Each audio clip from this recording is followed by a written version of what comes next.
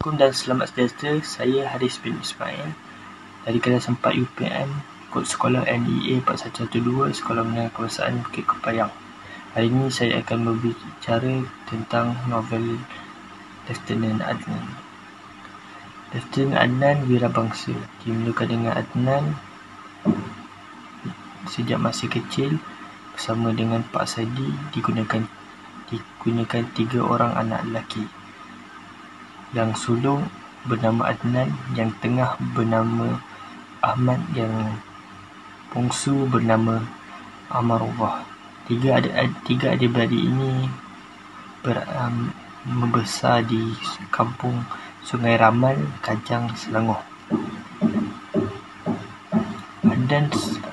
Adnan sekeluarga memiliki darah pahlawan, yang di mana moyangnya pernah membantu Nur Said sewaktu menentang British di Nanning. Namun begitu, Pak Saidi tidak akan berkongsi cerita tentang orang lain kerana ada yang menyebut penjajah tersebut menyebut siapa yang menentang Inggeris ialah penderhaka, masih kuat sejak ketika itu.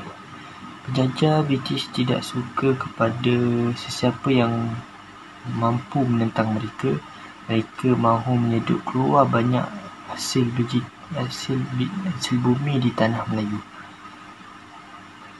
Kisah yang kedua, di kampung Sungai Ramal, sewaktu Adnan tidur, Adnan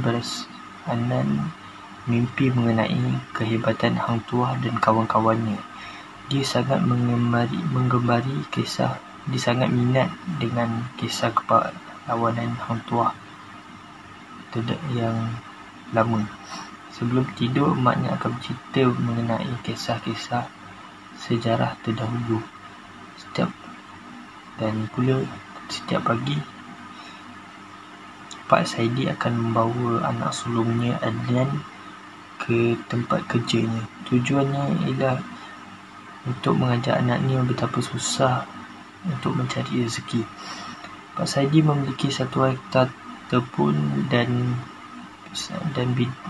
sebidang tanah sawah tinggalan orang tuanya yang menjadi sumber pendapatan kepada Pak Saidi ketika itu untuk menyara keluarganya yang sedang bersusah payah dalam melakukan kerja tersebut. Penduduk kampung Sungai Ramal bergantung kepada hidupan pada aktiviti pertanian sepenuhnya.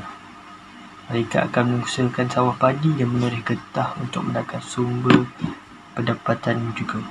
Namun terdapat ada segelintir yang penduduk lebih suka menghabiskan masa dengan bersembang di warung kopi, makan dan minum milik Pak Samad yang terletak di persimpangan kampung tersebut. Pak Saidi dan Adnan singgah melihat warung tersebut dan juga anak, dan sambil duduk berehat, mereka tidak akan rasa sunyi pun kerana menikmati view rendah bersama penduduk kampung dan menjamu selera sambil berbual dan bermain permainan dam. Kisah ketiga, harapan seorang ayah. Pak Saidi ini disambut oleh anak-anaknya. Apabila pulang dari menori getah, hatinya gembira apabila gelagat anaknya yang sungguh ceria itu bersemangat dalam melakukan apa-apa saja pun.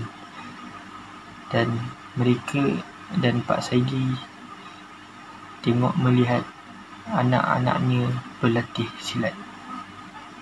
Adnan mengajak adik-adiknya berlawan dengannya. Namun Adnan tidak terkalah, melawan adiknya sentiasa menang. Namun begitu, adik-adiknya tidak akan rasa mengalah, dan setiap kali mereka bersilat, Adnan yang selalu menang ketika berlawan tersebut. Dan Pak Saidi dapat melihat semangat pahlawan yang ada dalam hati diri anaknya sendiri Walaupun tidak berpelajaran, tetapi Pak Saidi mempunyai wawasan yang serta keazaman yang tinggi dalam